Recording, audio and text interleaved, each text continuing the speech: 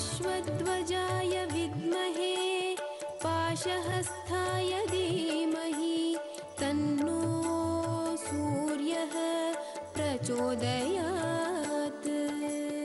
अश्वध्वजाय विद्महे पाशहस्ताय धीमहि तन्नो सूर्यः प्रचोदयात्।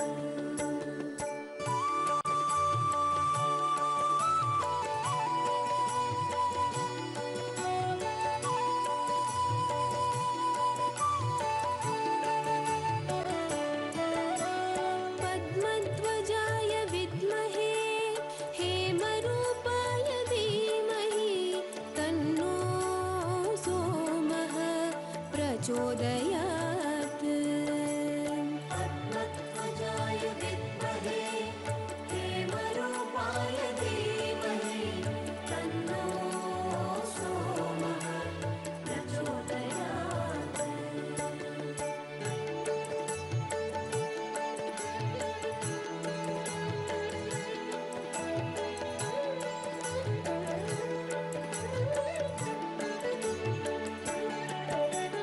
वीरध्वजाय विद्महे विघ्नस्हताय धीमहि तन्नो भौमः प्रचोदयात्।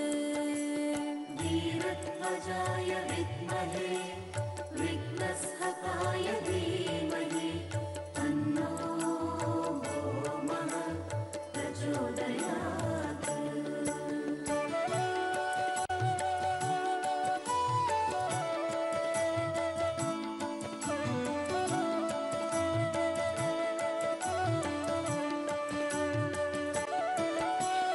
गजध्वजाय विद्महे सुखहस्ताय धीमहि तन्नो बुधः प्रचोदयात्। गजध्वजाय विद्महे सुखहस्ताय धीमहि तन्नो बुधः प्रचोदयात्।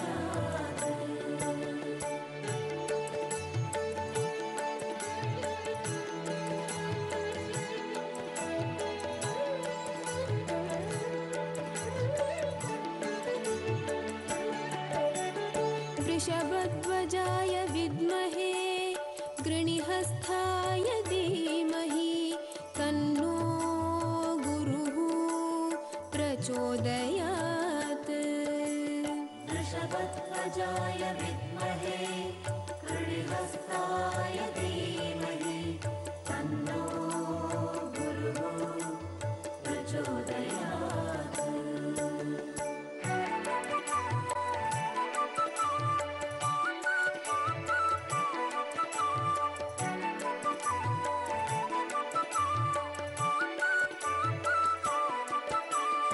अश्वध्वजाय विद्महे धनुर्हस्ताय धीमहि तन्नो शुक्रः प्रचोदयात्। अश्वध्वजाय विद्महे धनुर्हस्ताय धीमहि तन्नो शुक्रः प्रचोदयात्।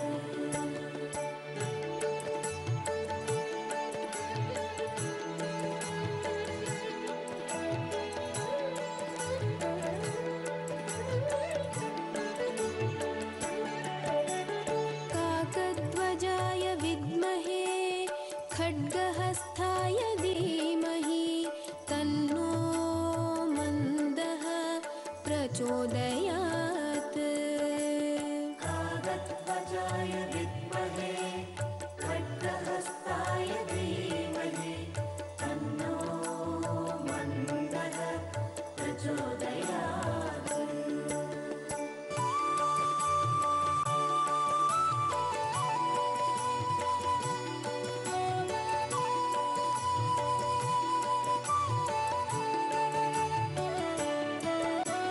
नगध्वजाय विद्महे पद्महस्ताय धीमहि तन्नो राहुः प्रचोदयात्। नगध्वजाय विद्महे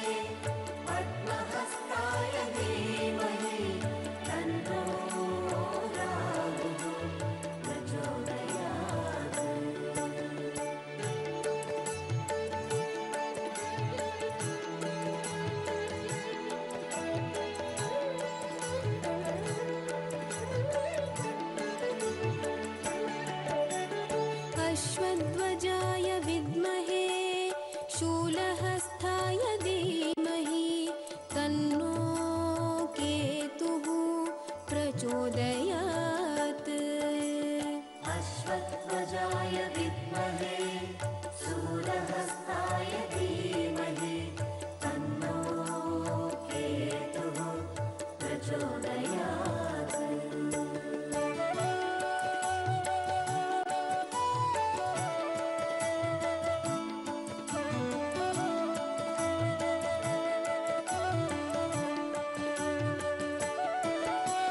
भास्कराय विद्महे महाद्युतिकराय धीमहि तन्नो आदित्य प्रचोदयात् भास्कराय विद्महे महाद्युतिकराय धीमहि तन्नो आदित्य प्रचोदयात्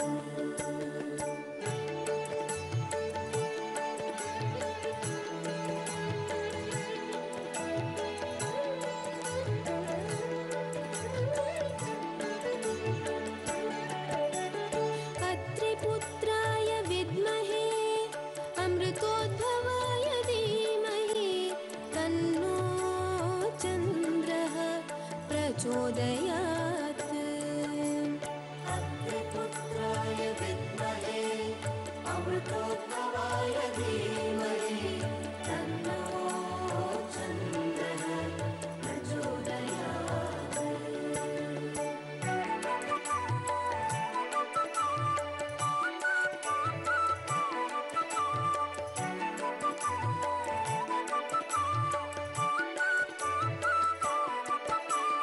भूमिपुत्राय विद्महे भारद्वाजाय धीमहि तन्नो कुजः प्रचोदयात् भूमिपुत्राय विद्महे भारद्वाजाय धीमहि तन्नो कुजः प्रचोदयात्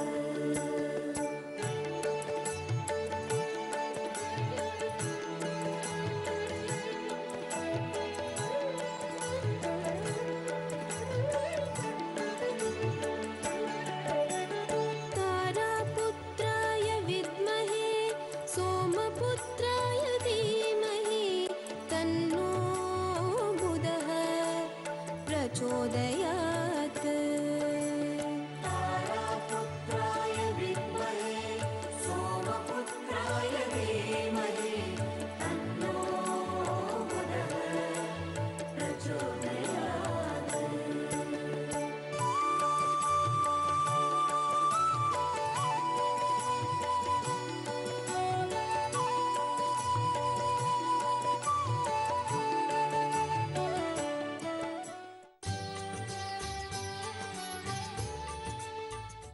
ஜீ தமிழ் தொலைக்காட்சி நேயர்கள் அனைவருக்கும் என்னுடைய பணிவான அன்பு காலை வணக்கங்கள். பரம் தருவாய் இறைவா தொகுப்பிலே அற்புதமான பாபாவுடைய லீலைகளை நாம் பார்த்து கொண்டிருக்கிறோம். அந்த வகையிலே நேற்றைய தினம் பாபா நடத்திய லீலை, நாம் சொன்ன லீலை, இந்த குஷாபா ஒரு மிகப்பெரிய மந்திரவாதி, அதாவது கெட்ட விஷயங்களை செய்து கொண்டிருந்தவன். அவன் எப்படி திருத்தினார்? அதே மந்திரம் மூலம் பாபா திருத்தினார். நான் ஏற்கனவே சொன்ன அந்த வெங்காயம் சாப்பிட்டது, வாந்தி எடுத்த உடனே அந்த பாபா வாந்தி எடுத்த உடனே அதுல இருந்த உருளைக்கிழங்கெல்லாம் இந்த குஷாபாவை சாப்பிட்டான். மனம் இழகி போய் பாபா அவனுக்கு ஒரு சத்தியம் செய்து கொடுக்கிறார் அப்படின்னு நம்ம நேற்று நிறுத்தினோம். என்ன தெரியுமா சொல்றார் பாபா? இதுதான்டா பக்தி, இந்த பக்தி தான் எனக்கு வேணும். அதாவது பாபா என்ன சொல்றாரு? எதையும் எதிர்பார்க்காத பக்தி, பிரதிபலனை எதிர்பார்க்காத பக்தி. அதான் பாபா துவாரகமாயில் இருக்கும்போது நிறைய பேர் வருவாங்களாம். நிறைய பேர் வரும்போது எனக்கு வீடு வேணும், எனக்கு காசு வேணும், எனக்கு பங்களா வேணும், எனக்கு குதிரை வாங்கணும், எனக்கு கார் வாங்கணும், இதெல்லாம் கேட்பாங்களாம். பாபா சிரிச்சினே கொடுத்துட்டு போய்ட்டு வரான். ஓகே கிடைக்கும், போ போ போ போன்னு வரான். அப்போது அவரோட ஃப்ரெண்ட்ஸுக்கிட்டலாம் சொல்லுவாராம். யார்கிட்ட? இந்த மகள்ஸா பற்றி, ஷியாமா, எல்லாத்தையும். அப்போ அவங்கெல்லாம் கேட்பாங்கண்ணா, அவங்க ஜாலியாக ஃப்ரெண்ட்ஸ் பேசிகிட்டு இருப்பாங்கல்ல, என்ன பாபா நீ எதை கேட்டாலும் கொடுத்துட்ற அப்படின்னு கேட்பாங்களாம். அப்போ பாபா சொல்லுவாராம், எல்லாரும் வரான்டா, யாராவது ஒருத்தன் எனக்கு ஆன்மா சுத்தமாகணும், எனக்கு மனசு நல்லா இருக்கணும் அப்படின்னு யாராவது ஒருத்தன் கேட்குறானோ? யாருமே கேட்கறது இல்லைடா. எல்லாம் மெட்டீரியலாக தான் கேட்குறாங்க. அதாவது பாபா இதுதான் அழகாக சொல்கிறாரு, வெளியிலேருந்து வர இன்பத்தில் நமக்கு இன்பம் கிடையாது. உண்மையான பேரின்பம் நமது ஆத்மாவை சுத்தமாக வைத்திருப்பது. நம்ம ஆத்மா சுத்தமாக இருக்கணுங்க, அதுதான் இறைவனுக்கு பிடிக்கும். அப்போ தான் இறைவன் உள்ளே வருவான். அதுதான் திருமூலர் என்ன சொன்னார், உள்ளமே அவன் கோவில் அப்படின்னா, உன் உள்ளத்தில் 1000 கருப்பு இருந்தது, 1000 மாசு இருந்தது, ஐயோ அவன் நல்லா இருக்கானே, அவன் கார் வாங்கிட்டானே, இவன் நல்ல ஷர்ட் போட்டிருக்கானே, இவன் நல்ல பேனா வச்சிருக்கானே, இவன் நல்ல வாட்ச் கட்டிருக்கானே அப்படின்னு நம்ம நினச்சோம்னா உன் உள்ளம் கருப்பாக இருக்குது. அந்த உள்ளத்தில் சத்தியமாக இறைவன் இருக்க மாட்டான். இது பாபா சொல்கிறார். எந்த மனம் தூய்மையாக இருக்கிறதோ, எந்த இதயம் தூய்மையாக இருக்கிறதோ, எந்த இதயம் எப்பொழுதும் என்னை நினைத்து கொண்டிருக்கிறதோ அந்த இடத்திலே நான் இருப்பேன், அதுதான்டா என் கோவில் அப்படின்னாரு பாபா. இதுதான் சொல்கிறாருங்க.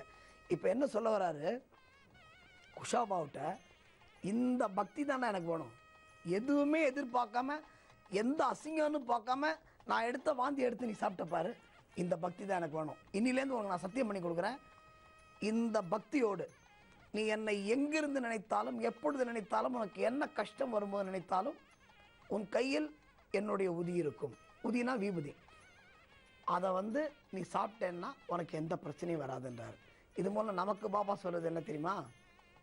பாபா அவன்கிட்ட ஒன்றுன்னு சொன்னார், இந்த உதியை யார் கஷ்டப்படுறானோ, இது வரைக்கும் நீ மற்றவனை கஷ்டப்படுத்தியிருந்த இல்லையா பில்லி சுண்ணி வச்சு, இனிமே இந்த உதி உன் கைக்கு வந்தாச்சுன்னா யார் கஷ்டம்னு உங்கள்கிட்ட வரானோ, யார் தனக்கு பிரச்சனைன்னு உங்கள்கிட்ட வரானோ, அவன் வந்தான்னா அந்த உதியை, இந்த உதியை என்னை வேண்டி கொண்டு கொடு, சத்தியமாக அவனுடைய பிரச்சனைகள் விலகும் அப்படின்னு சொன்னாராம். அன்பர்களே, இதிலிருந்து நாம் தெரிந்து கொள்வது, பாபா கோயிலுக்கு போகிறீங்கன்னா கையில் உதியை வாங்கி வச்சுக்கோங்க. உங்கள் வீட்டில் அந்த உதி இருக்கட்டும். எந்த பிரச்சனை இருந்தாலும் ஓம் சாய்ராம் அப்படின்னு நெத்தில இட்டுட்டு, உங்களுக்கு ஏதாவது வியாதியா, உங்களுக்கு ஏதாவது வயிற்று வலிக்கிறதா, உங்களுக்கு ஏதாவது ஜுரமா, கொஞ்சோண்டு அந்த உதியை எடுத்து தண்ணியில் போட்டு ஓம் சாய்ராம் குடிச்சிட்டிங்கன்னா உங்களுக்கு எந்த வியாதியும் வராது என்பது சத்தியம். உங்களது பிரச்சனைகள் பாபாவுடைய உதியினால் தீரும் என்பது நிச்சயம் என்று சொல்லி பாபாவுடைய அடுத்த லீலைகளை நாம் தொடர்ந்து பார்ப்போம். ஓம் சாய்ராம்.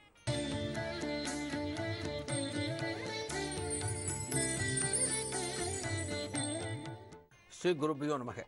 ஓம் காஞ்சி வாசாய வித்மகே சாந்த ரூபாய தீமகி தன்னஸ் சந்திரசேகரேந்திர பிரச்சோதியாத். ஜீ தமிழ் தொலைக்காட்சி நேயர்கள் அனைவருக்கும் பி சுவாமிநாதனின் இனிய காலை வணக்கம். தெய்வத்தின் குரல் நிகழ்ச்சியில் மகா சுவாமிகள் தொடர்பான ஒரு அற்புதமான ஒரு நிகழ்வை இன்றைய தினம் நாம் பார்க்க இருக்கோம். மகா சுவாமிகள் பல இடங்களுக்கு யாத்திரை போயிருக்காருன்னு நம்ம பார்த்துட்டு இருக்கோம். அதாவது இந்த பாரத தேசத்தோட பல பகுதிகளுக்கு மகா சுவாமிகள் யாத்திரை போயிருக்கார். இந்த பாரத தேசத்தையே 3 முறை அந்த முனைக்கும் இந்த முனைக்கும் நடந்து போய் கடந்து வந்தவர் காஞ்சி மகா சுவாமிகள். இந்த மகா சுவாமிகள் பல இடங்களுக்கு யாத்திரை போகும்போது அந்த இடத்துல தங்குவார். அந்த இடத்துல மகா சுவாமிகள் அந்த சிவ பூஜை, அந்த சந்திரமௌலீஸ்வரர் பூஜையை பண்ணுவார். அந்த பூஜையை சில நாட்கள் அந்த கிராமத்திலேயோ அந்த நகரத்திலேயோ தங்கி பண்ணும்போது அங்கே இருக்கக்கூடிய பக்தர்கள் அத்தனை பேரும் வருவார். அந்த பக்தர்களுக்கு அந்த பூஜையை தரிசிக்கக்கூடிய ஒரு வாய்ப்பு கிடைக்கும். மகா சுவாமிகளோட அனுகிரகம் தினமும் கிடைக்கும். மகா சுவாமிகளோட பிரசாதம் கிடைக்கும். மகா சுவாமிகளோட நல்ல உபதேசங்கள் கிடைக்கும். இப்படி இந்த தேசம் முழுக்க மகா சுவாமிகள் அப்படி ஒரு அரவணைப்பில் வச்சுட்டு இருந்தார். பல பக்தர்களுக்கு ஒரு நல்ல செய்திகள் போகட்டும், ஒரு நல்ல முறை வாழ்க்கை முறை அவர்களுக்கு அமையட்டும்னு சொல்லி மகா சுவாமிகள் பயணம் செஞ்சிருக்கார். ஒரு முறை காஞ்சி மகா சுவாமிகள் இது போல ஒரு யாத்திரைக்காக கல்கத்தா போயிருக்கார். கல்கத்தாவுக்கு போன மகா சுவாமிகள் அப்போ தொடர்ந்து 100 நாட்கள் ஒரு இடத்துல தங்கி அந்த சந்திரமௌலீஸ்வரர் பூஜையை தினமும் மகா சுவாமிகள் பண்ணியிருக்கார். மகா சுவாமிகள் கல்கத்தாங்கிற மிகப்பெரிய நகரத்துக்கு வந்திருக்கார். அப்படின்னொன்னே அங்கே இருக்கக்கூடிய தென்னிந்தியர்கள் பல பேர் மகா சுவாமிகளை தரிசிக்கிறதுக்காக தினமும் அந்த இடத்துக்கு போக ஆரம்பித்தார். ஆஹா, அந்த நாம் வணங்கக்கூடிய அந்த கலியுக தெய்வம் நம்ம இடத்துக்கு வந்திருக்கே, நமக்கு ஆசீர்வாதம் பண்ணுறதுக்காக நம்ம இடத்தை தேடி வந்திருக்கேன்னு அங்கே இருக்கக்கூடிய அன்பர்கள் பல பேர் மகா சுவாமிகள் தினமும் நடத்தக்கூடிய அந்த சிவபூஜைக்கு போனார். அந்த சிவபூஜைக்கு போகும்போது ஒவ்வொரு நாளுமே ஒவ்வொரு அன்பர்களும் என்ன பண்ணினா அப்படின்னா, ஆஹா, இந்த அருமையான பூஜைக்கு நம்மால் என்ன பண்ண முடியும், நம்மால் என்ன காணிக்கையை கொடுக்க முடியும், நம்மால் ஒரு நல்ல புஷ்பத்தை வாங்கிட்டு போக முடியுமா, நம்மால் ஏதான ஒரு வஸ்திரங்களை வாங்கிட்டு போக முடியுமா, நம்மால் ஒரு கல்கண்டை வாங்கிட்டு போக முடியுமா அப்படின்னு அவாவா தகுதிக்கு ஏற்ற மாதிரி எந்த திரவியங்களை வாங்கி கொண்டு போய் சமர்ப்பிக்க முடியுமோ அந்த தெய்வத்தோட சந்நிதியில் சமர்ப்பிச்சார். பல பேர் அவாவா வசதிக்கு ஏற்றபடி என்ன பொருளை வாங்கி தர முடியுமோ வாங்கி கொடுத்தா. இதில் ஒரு பிரம்மச்சாரி பையன் ஒருத்தர் இருந்தான், ஒரு இளைஞன் ஒருத்தன், ரொம்ப ஏழையவன். அவன் சில வருடங்களுக்கு முன்னாலேயே கல்கத்தாவில் போய் செட்டில் ஆகி அங்கே ஒரு கம்பெனியில் ஒரு மாதிரி வேலை பார்த்துட்டு வந்தான், ஒரு நல்ல வேலையில் இருந்துட்டு வந்தான். ஆனால் பொருளாதார வசதி அப்படிங்கிறது பெரிய அளவுக்கு கிடையாது. காஞ்சி மகாசுவாமிகள் மேலே இந்த இளைஞனுக்கு ஒரு அபரிமிதமான ஒரு பக்தி உண்டு. மகாசுவாமிகள் இங்கே வந்த உடனே, ஆஹா நம்மளும் கஷ்டப்பட்டு இருக்கோம், வாழ்க்கையில் ஒரு வசந்த நிலைமைக்கு போக முடியல, அப்பா அம்மாவெல்லாம் இந்த இடத்துல வச்சுட்டு இருக்கோம், நம்ம கல்கத்தாவில் வச்சுட்டு காப்பாற்றின்னு இருக்கோம், மகாசுவாமிகளை போய் தினமும் தரிசனம் பண்ணுவோம், அந்த தெய்வத்தோட தரிசனம், அந்த தெய்வத்தோட அனுகிரகத்தினால நமக்கு ஒரு நல்ல வாய்ப்பு அமையட்டுமேன்னு ஒரு பிரார்த்தனையோட இந்த இளைஞன் டெய்லி மகாசுவாமிகளை தரிசிக்கிறதுக்காக அந்த இடத்துக்கு போனான். அப்படி போகும்போது இவனுக்கு என்ன ஒன்றுன்னா, எல்லாரும் பல பொருட்களை வாங்கிட்டு வராளே, நம்மக்கிட்ட காசு வசதி இல்லையே, பொருள் வசதி இல்லையே, நாம் என்ன கொண்டு போய் கொடுக்கறதுன்னு யோசிக்கும்போது இவனுக்கு இவன் இருக்கக்கூடிய இடத்துக்கு பக்கத்தில் ஒரு மிகப்பெரிய வில்வ மரம் இருக்கிறத பார்த்தான். என்ன பண்ணினா, ஆஹா இந்த சிவபூஜைக்கு இந்த வில்வ இலைகள் நன்னா பயன்படுமே, அந்த சிவபெருமானுக்கு வில்வம் அப்படின்னா ரொம்ப பிடிக்குமே அப்படின்னு தீர்மானித்து தினமும் என்ன பண்ணினா, அந்த சிவபூஜைக்கு போகும்போது மகாசுவாமிகள் பண்ணக்கூடிய அந்த சிவபூஜைக்கு தேவையான வில்வத்தை இந்த இளைஞனே அழகாக பறித்து கொண்டு போய் அந்த இடத்துல சமர்ப்பித்தான். ஒரு 2 நாள் இந்த வில்வத்தை பார்த்த பிறகு மகாசுவாமிகள் கூப்பிட்டு விசாரித்தார். இந்த இளைஞனையே கூப்பிட்டு விசாரித்தார், நீ எங்கே இருக்க, என்ன பண்ணிட்டு இருக்க, 2-3 நாளில் வில்வத்தை கொண்டு வரையே, எங்கே இருக்குது வில்வம் அப்படின்னால மகாசுவாமிகள் கேட்டு அந்த இளைஞன்கிட்ட ஒரு சில விஷயங்களை பேசினேன். அந்த இளைஞனுக்கு ரொம்ப சந்தோஷம் ஆயிடுத்து. ஆஹா இந்த தெய்வம் நம்மளை கூப்பிட்டு பேசுகிறதே, இந்த தெய்வம் இங்கே 100 நாள் தங்க போகிறதுன்னு சொல்கிறாளே, இந்த 100 நாட்களும் நாம தான் வில்வத்தை கொண்டு வந்து கொடுக்கணும், இந்த வில்வத்தை வச்சு தான் மகாசுவாமிகள் சிவ அர்ச்சனை பண்ணணும்னு இந்த இளைஞன் விருப்பப்பட்டு இந்த இளைஞனுக்கு அப்படி ஒரு எண்ணம் வந்து தினமும் வில்வத்தை கொண்டு வர ஆரம்பித்தான். இந்த இளைஞன் தினமும் வில்வம் கொண்டு வர்றது, மகாசுவாமிகளோட சிவபூஜைக்கு இந்த வில்வம் பயன்படுறதுங்கிறது ஒரு தொடர்கதையாக போச்சு. 100 நாட்கள் தொடர்ந்து மிகச்சரியாக ஒவ்வொரு நாளுமே ஒரு சரியான நேரத்தில் அந்த வில்வத்தை கொண்டு வந்து கொடுத்துடுவான். அது கொஞ்சம் முன்ன பண்ண தப்பாது. மகாசுவாமிகள் எந்த நேரத்தில் சிவபூஜை பண்ணுவாரோ அந்த நேரத்துக்கு முன்னாலேயே சரியாக வில்வம் அந்த இடத்த வந்து சேர்ந்துடும். அதன் பிறகு இந்த இளைஞன் ஆஃபீஸ்க்கு போயிடுவான். சாயங்காலம் முடிஞ்ச மகாசுவாமிகளை வந்து பார்ப்பான். இது ஒரு தொடர்ச்சியாக போச்சு. அந்த 100 நாள் முடியும் போது மகாசுவாமிகள் அவனை கூப்பிட்டார். மகாசுவாமிகள் அவனை கூப்பிட்டு, இந்த 100 நாட்கள் முடிய போகிறது, நான் இங்கேருந்து அடுத்த இடத்துக்கு முகாம் போக போகிறேன், நீ தொடர்ந்து வில்வம் கொண்டு வந்து கொடுத்துருந்த, எல்லா நாட்களும் உன்னோட வில்வம் சரியான நேரத்தில் இந்த இடத்த வந்து சேர்ந்தது, நீ கொண்டு வர வில்வம் அத்தனையுமே கொஞ்சமும் பின்னப்படாமல் அந்த சிவ பூஜைக்கு ரொம்பவும் ஏற்ற மாதிரி இருந்தது, ரொம்ப நன்னா கொண்டு வந்த, நாளைக்கு இங்கே வந்து நீ பிக்ஷை பண்ணிட்டு போய, எனக்கு பிக்ஷை பண்ணேன்னு மகாபிரியவா சொல்கிற. பிக்ஷை அப்படிங்கிறது மகாசுவாமிகள் உணவுக்கு தேவையான பொருட்களை நாம் சமர்ப்பிக்கிறது பிக்ஷைன்னு சொல்லுவோம். இந்த பொருட்களை கொண்டு மகாசுவாமிகளுக்கு யார் பிக்ஷை தயார் பண்ணுவாளோ, அதாவது யார் அந்த சமையல் காரியம் செய்வாளோ, இந்த பொருட்களை கொண்டு அன்றைய தினம் சமையல் பண்ணி மகாசுவாமிகளுக்கு பரிமாறுவாள். இதுதான் பிக்ஷை பண்ணுறதுன்னு சொல்கிறது. இந்த பிக்ஷை பண்ணுறதுங்கிறது நாமளாக விரும்பி செய்வது. அந்த தெய்வம் கேட்காது, நீ எனக்கு பிக்ஷை பண்ண, நீ எனக்கு பிக்ஷை பண்ணன்னு தெய்வம் கேட்காது. ஆனால் இந்த இளைஞனோட சேவையை பார்த்துட்டு இந்த 100 நாட்கள் தொடர்ந்து வில்வம் கொண்டு வந்திருக்கானே, இவன் கையால் நம்ம பிக்ஷை பண்ணுவோன்னு மகாசுவாமிகளே விருப்பப்பட்டு அந்த இளைஞனை கூப்பிட்டு இளைஞன்கிட்ட சொல்கிற, நாளைக்கு நீ பிக்ஷை பண்ண, நாளைக்கு இங்கே வாயேன், நான் அடுத்து கிளம்ப போகிறேன், இன்னும் 2 நாளில் இங்கேருந்து கிளம்ப போகிறேன், நீ வந்து பிக்ஷை பண்ணேன்னு சொல்கிற. அந்த இளைஞனுக்கு அதிர்ச்சி ஆகிடுது. பெரியவா பிக்ஷைன்னா நான் என்ன பண்ணணும் பெரியவா, நான் என்ன செய்யணும், எனக்கு பொருள் வசதி இல்லையே, நான் பணக்காரன் கிடையாதே பெரியவான்னு பெரியவா கிட்ட நேரடியாக சொல்லிட்டேன். மகாபிரியவாளே பிக்ஷை கேட்கறதுங்கிறது மிகப்பெரிய வாய்ப்பு நமக்கு. அந்த தெய்வமே நம்ம கிட்ட எனக்கு ஏதாவது பொருள் இருந்தால் கூட நான் பிக்ஷை எடுத்துக்கிறேன்னு சொல்றது பெரிய வாய்ப்பு. மகாபெரியவா இந்த இளைஞன்கிட்ட சொல்லியும், இந்த இளைஞன் பெரியவா எனக்கு வசதி கிடையாது, நான் எப்படி பிக்ஷை பண்ண முடியும்னு பெரியவா கிட்ட கேட்குறான். அங்கே இருக்கக்கூடிய அன்பர்கள் அத்தனை பேருமே அந்த இளைஞனை ஒரு மாதிரி ஆத்திரத்தோடு பார்க்குறா. ஆஹா, எப்பேற்பட்ட வாய்ப்பை இந்த இளைஞனுக்கு கொடுத்துருக்கா. பெரியவா நான் பிக்ஷை பண்ணுறேன் பெரியவா, எப்படியான கஷ்டப்பட்டு உங்களுக்கு பிக்ஷை பண்ணுற பெரியவான்னு சொல்லாமல், பெரியவா என்கிட்ட வசதி கிடையாதுன்னு எப்படி சொல்ல முடியும் அப்படின்னு அங்கே இருக்கிற பக்தர்கள் பல பேருக்கு அந்த இளைஞன் மேலே ஒரு ஆத்திரம் கூட வந்தது. ஆனால் மகாசுவாமிகள் ஆத்திரப்படலை. மகாசுவாமிகள் புன்சிரிப்போடு அந்த இளைஞனை பார்த்தா, இளைஞனை பார்த்து மகாசுவாமிகள் ஒரு விளக்கத்தை கொடுத்தார். என்ன விளக்கத்தை அந்த இளைஞனுக்கு சொன்னார் அப்படிங்கிறத அடுத்த தெய்வத்தின் குரல் நிகழ்ச்சியில் பார்க்கலாம். நன்றி, வணக்கம்.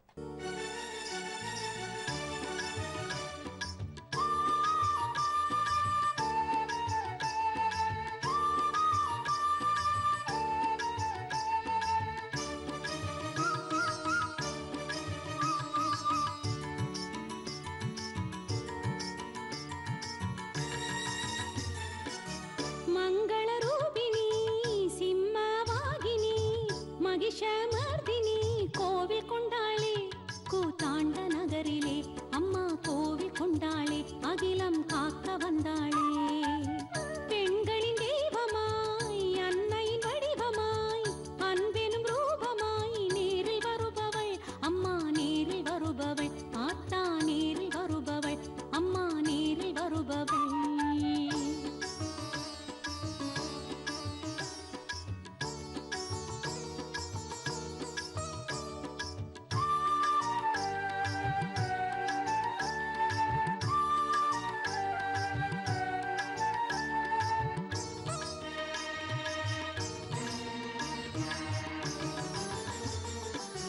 மண் மீது எத்தனை உயிர்களை படைத்தாய், மண் மீது எத்தனை உயிர்களை படைத்தாய், உயிருக்கு உறவுகள் படைத்தாய், உறவுக்கு உணர்வினை கொடுத்தாய்.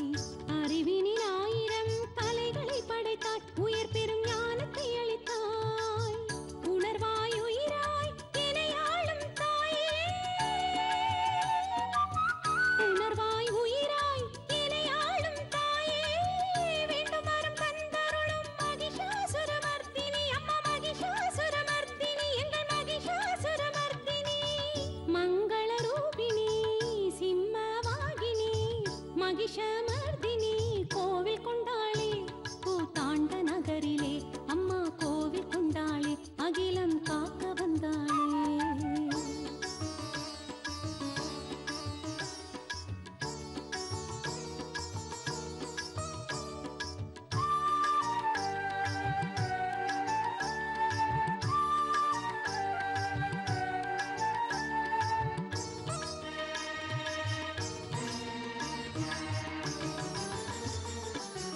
தீமைகள் தீர்த்திட தீர்த்தமாய் வந்தாய், தீமைகள் தீர்த்திட தீர்த்தமாய் வந்தாய். நல்ல வாழ்வினை தந்தாய், வாழ்வில் வளங்களை தந்தாய்.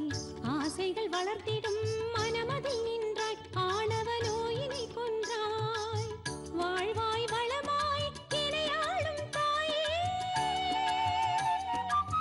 வாழ்வாய் வளமாய் என்னை ஆளும் தாயே. வேண்டும் வரம் தந்தருளும் மகிஷாசுரமர்த்தினி அம்மா மகிஷாசுரமர்த்தினி எங்கள் மகிஷாசுரமர்த்தினி. மங்களரூபிணி சிம்மவாகினி மகிஷமர்தினி கோவில் கொண்டாளே கூத்தாண்ட நகரிலே அம்மா கோவில் கொண்டாளே அகிலம் காக்க வந்தாளே.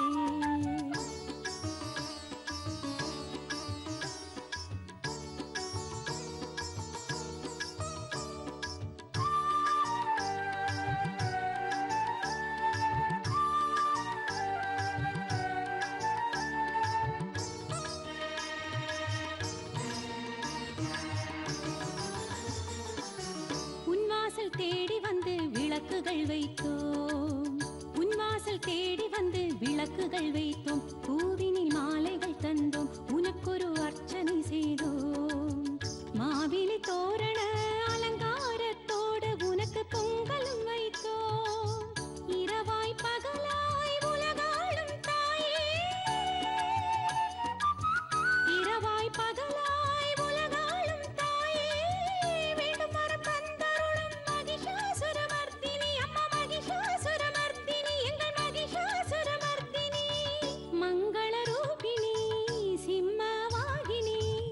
மகிஷமர்தினி கோவில் கொண்டாளே கூத்தாண்ட நகரிலே அம்மா கோவில் கொண்டாளே அகிலம் காக்க வந்தாளே பெண்களின் தெய்வமாய் அன்னையின் வடிவமாய் அன்பெனும் ரூபமாய் நேரில் வருபவள் அம்மா நேரில் வருபவள் ஆத்தா நேரில் வருபவள் அம்மா நேரில் வருபவள்